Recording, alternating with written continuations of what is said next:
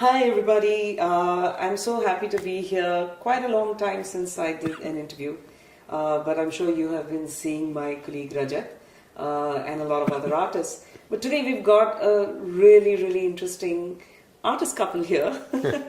That's Abhishek Ray. Hi. Thank you so much. And that's Arya. Should I say your full name? Arya Laha. Arya Laha. So I was talking to her earlier and I was asking her, so what's your full name? And she said Arya, and I could hear a pause and she said Laha.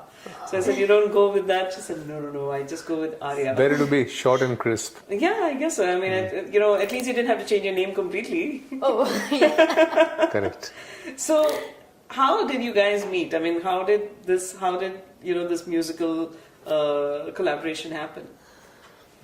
Actually, I've been, apart from doing films, I've been dedicating a lot of my time to doing good non-film music over the last 3 years. Right. And earlier on, when I was got into Bollywood by Gulzar Saab, my first 10 or 12 albums were given away to diverse companies that I worked with.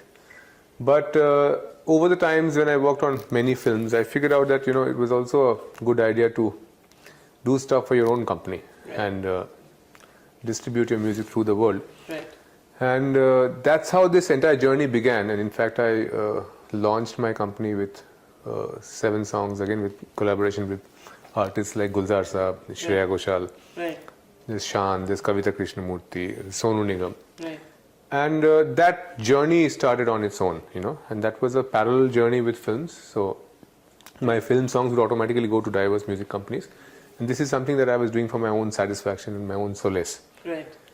And under the same umbrella, apart from collaborating with some leading Bollywood names who look up to working with me, I also started doing some stuff with fresh voices, Sure. If a voice has a promise and, if the overall artist packaging had a certain promise, then under the same umbrella. I can see your whole smile. Well, he's right, because today music is, a large part of music is what you can market. And I think as a part of A&R and as a part of identifying talent, you need to, it's not, let's not say that people who can't be marketed are not talent to be, looked at. But I think we're dealing with an industry that is so demanding and so competitive. And also it's radically changed in the last 5 years, I'd say. Yeah. The entire modus operandi of music marketing, both film and non-film, is in a huge transition. Well, that's what happens. See, we're not live, but still we get distracted by phone calls. So there is dilution, even in audience who's watching your stuff, unless the music and the visuals hold, there's so much of dilution, there's so many choices that people just flip over. I think thanks to YouTube and a lot of other video platforms today, video again has become a big need. Correct. And the moment it becomes that, obviously visuals become a big need. And then, people see music now. Yeah, and that's why you need to make videos like what you've made for Tum Chalna, right? Which is, the grandeur and just the the landscape and the colors, and she says it was shot in like really cold weather. Yeah, it was, because But you know what, Abhishek, before you talk a little about it, why don't we hear the song from you? Yeah. So that's Tum Chalna by Arya, composed by Abhishek Ray. ख्वाब ख्वाब हम चले बादलों के पार चले ख्वाब ख्वाब हम चले बादलों के पार चले पैरों तले तेरा ही सफर चले तुम चलना हाथों का छोर थामे उंगलियों की डोर थामे बाहों में सिमटे सिमटे सांसों में घुलते घुलते तुम चलना संग चलना तुम चलना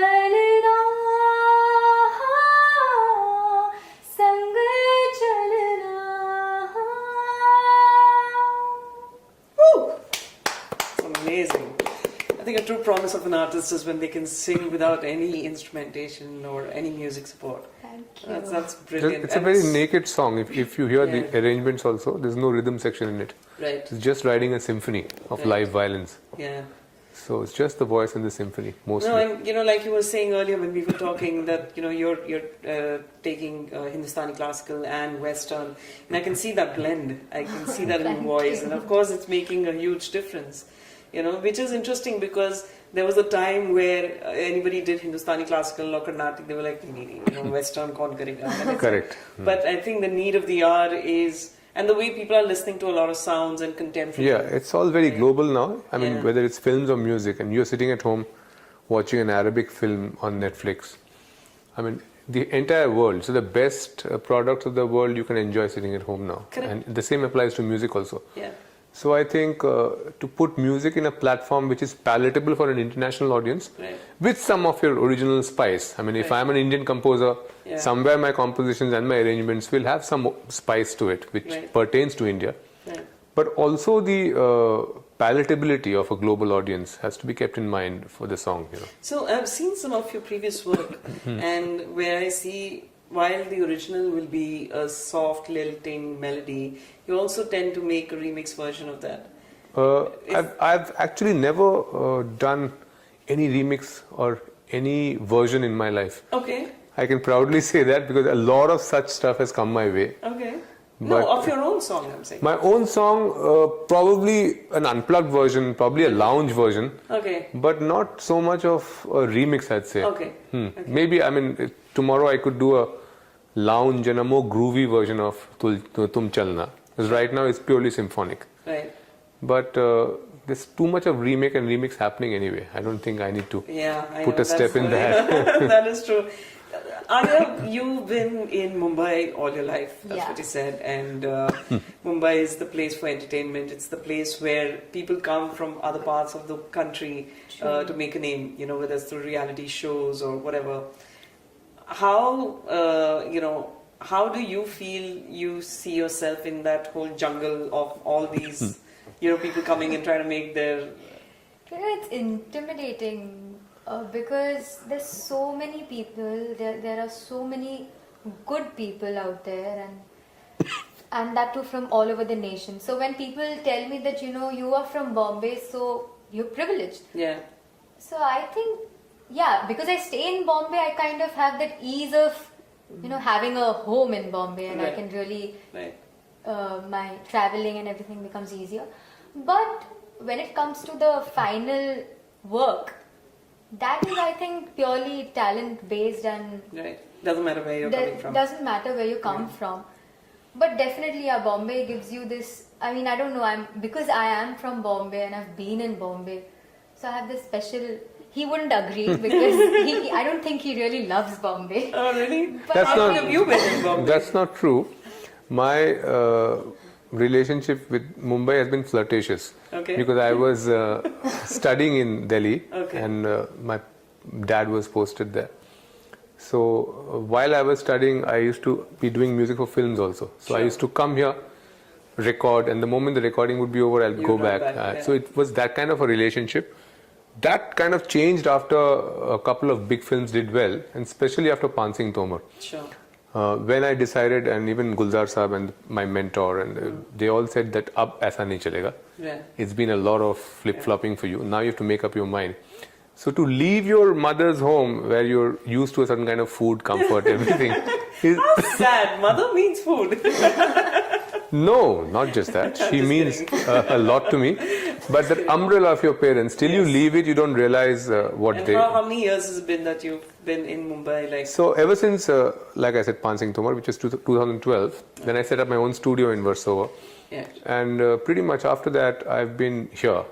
And your parents were okay with that? Or No, they were always okay. It was me who was clinging on. Oh, really? Yeah, Okay. It was not them. It was me because, I used to always be nomadic. Okay. But then there is another aspect of my life which keeps on taking me back to north because I run my own wildlife reserve called Sitabani, which is adjacent to Corbett National Park. Right. So every 2 months I have to go to manage that.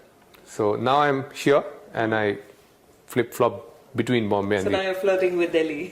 with the north, yeah. With the north, okay. Yeah, correct. That's great. I think, with the way the world is today, people are flying into Singapore and Dubai, like literally morning to night in some cases. So also, I think I have to just flirt in Bombay, like with Bombay. She has adequate candidates to flirt with. Starting between Borivali and Churchgate. Oh God, that's the Western line. Yeah.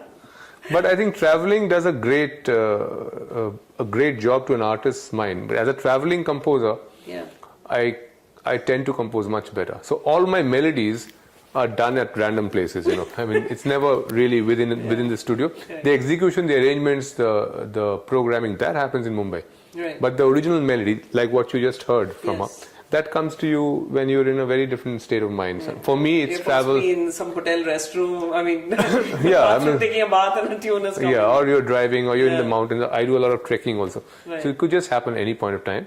And the moment it happens, I record it and keep it. So tell me, you said you worked with Gulzar Saab and Shreya Ghoshal and Shan and Kavita ji and all of them.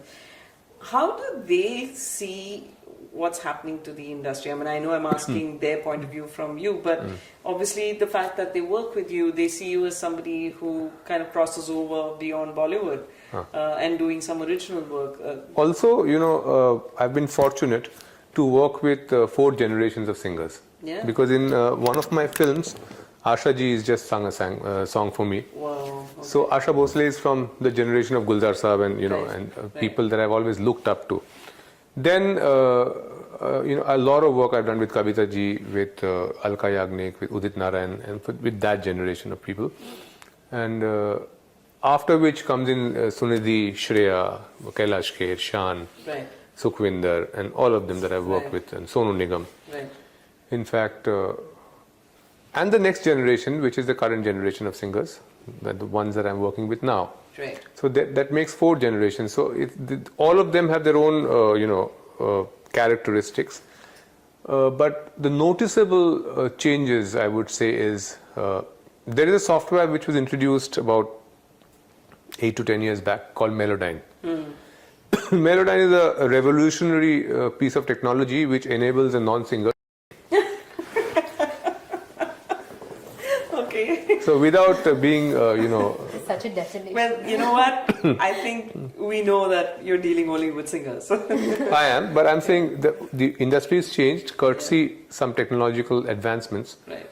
And the older singers were far less dependent on technology to that aspect. A new breed of singers cannot function without it. And also, I think the deep line between a singer and a non-singer is getting more and more fine with time, and probably getting erased because now But I think the truth comes out when you see them perform live. The ones who again perform live. Also in a recorded song. Of course. But वो तो सिर्फ studio के environment में पता चलता है ना. The आम जनता doesn't know. आम जनता में भी जो organic quality है आवाज की ना, जो आप कुदरती जो quality है. The moment you do too much of auto-tuning and all that, that goes for a toss. But one artist I remember, I was amazed to hear, and he sounded exactly like the way he sounded while recording, or in a recorded voice, was Sonu Nigam. Yeah, he's so accurate. Oof. It was amazing, and I remember because I forget which event it was, but he was backstage and he was singing, and there were some colleagues, standing with him, and I was like, is he playing? And there was no music, obviously, because he was singing a cappella. I was like, oh my God, he sounds exactly like the recording, Sonu is a very dear friend. In fact, he came to visit my wildlife reserve last year. Nice. Okay. And he was on the terrace with his friends in the evening, and the tigress came and just sat below the terrace. Ooh. So they had a 2-hour sighting of the tigress from the terrace. Right. In fact, I won the Mirchi Music Award just a year back for a song which was sung by him. Okay.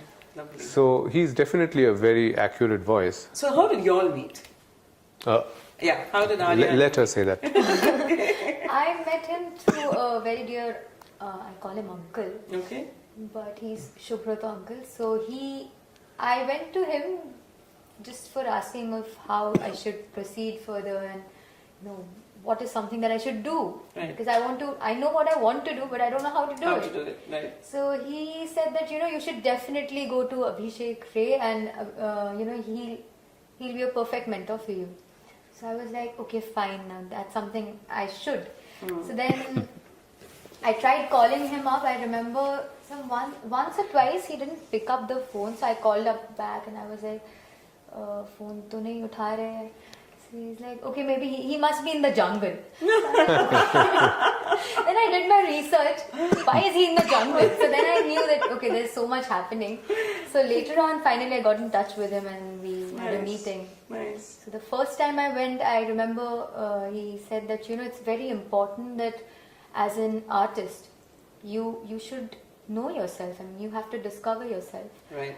So I think that's something that I would always keep in mind because, these days everybody is trying so hard to imitate, I would say, everybody else who's already established. Yeah, in fact, every day I audition a singer who's desperately trying to sound like Arijit Singh, So they're all trying to sound... And Arijit Singh himself doesn't sound the same for every song. Correct. Yeah, but there are so many who are trying so hard. Yeah. Yeah, even the dictions are pretty...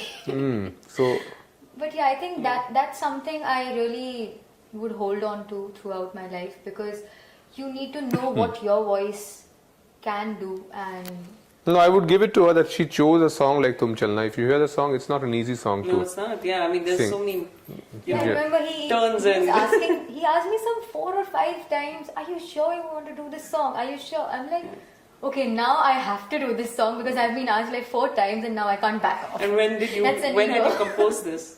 This had composed again in the mountains when I was trekking the Himalayas. I'm addicted to that, I have done most of the Himalayan glaciers. And that's why the video had to have that. This song has a feel of expanse in it. The composition had a feel of a huge expanse. So I didn't want to shoot this. I didn't want to shoot this in an indoor kind of a scenario. I mean, when you compose a song, you have certain visuals. Yes. And I've always shot my music videos in the past, and which has been guided by the song. So this song kind of told me that I need to be liberated, and also I miss the way some of the older filmmakers like Vijay Anand Saab or Yash Chopra Saab, the way they used to picturize their songs, Right. एक गाने की जो तवज्जो है, एक गाने की जो importance है, गाने को वहाँ ले जाना, इसको हम यहाँ shoot करेंगे. So they would dedicate 15 days to a song to shooting it in that manner. Right. I think we are losing that form of song picturization in films. Increasingly, I mean, so many films that I work on, I find that my song has been used in 3 different parts in the film. तो स्थाई यहाँ पे आया, अंतरा वहाँ पे आया, दूसरा अंतरा कहीं और पे आया. So it's like using a song like a background score. Yeah. So with this song, I wanted to do it like a quintessential large song. So I've really made a lot of... That's a true definition of independent music, to be able to do what you want and actually, have complete control over it. Correct. Yeah, and Correct. I think that's amazing. So we were surprised that, when it crossed more than 1 million views in less than a week. Right. Because these are visuals which people don't see. No, they don't, And they pertain to this country. And I'm so proud to belong to a country which has such stark trans-Himalayan landscapes and also tropical islands like the Andamans. I mean, no other country can boast of that. I mean, these days after Facebook, people go here and there and post photographs. I'm in Istanbul, I'm here, I'm there. But 99% of them don't discover their own land, So that's true. We shot at minus 11 degrees. There were no... Yeah, she was saying I mean, it was very hostile. Really, really brave, I have to say. So what's next? What's after this? After Tum Chalna, what's the plan? There's a song which would come your way. It's called Jaga Jaga. Okay. Jaga Jaga Sapna. Nice. So maybe we can sing out 2 lines of that for her. Yeah. Jaga, jaga, sapna, is qadar हैरान आया, लम्हा, लम्हा, जलना, इस कदर है बेताबिया. दरमिया दरमिया तेरे, दरमिया दरमिया मेरे, दरमिया दरमिया बढ़े ये गुस्ताखियां. जागा जागा सपना इस कदर हैरान आया. Very nice, very nice. So when did you really start singing? How old were you? Oh, I actually remember the first time my mom tells me that, we went on some tour and that was close by to Mahabaleshwar somewhere. So there were a lot of people, and so the bus was not functioning. There was some problem, and so everybody gathered around, and that was the first time I sang in front of people. I don't remember what I sang, but she says that I did some Bengali song back then. So that was my first so-called performance that my mom tells me. But I realized that I have taken music very seriously since I passed out my school. So till then I was doing it like a hobby. I loved music. I used to do, but I did not see that to be a very demanding space for me. Sure. But later on I figured out that I don't like anything else more than this, so I should definitely... Self-discovery. Yeah, but it happened really late in my life. Although my dad was very, he was very precise of what he wanted out of me. He knew that I would always choose this. So he never let me study anything else. All my friends were doing their CA exams, CS exams, and my dad was like, no, he won't go. So that's a great job. I would really say that. Yeah. So my parents have been very helpful to me. Lovely. I mean, receiving such a good support is rare. It's very rare. So guys, as you can see, those days are gone where you have to be a doctor or an engineer or anything else. If you want to be a singer, you think you have the talent, and you have the parents to support you, I think you can really make it. And all you have to do is reach out to Abhishek Ray. Honored. He will make your career. I think you've done a fabulous job, Abhishek, and great job with the song. I think you have a lovely voice. Thank you. And all the best. I hope in the next week we see 2 million. Let's hope so. All the best. Thank you so much. Pleasure. Thank you, Arya. Thank you. Tum Chalna.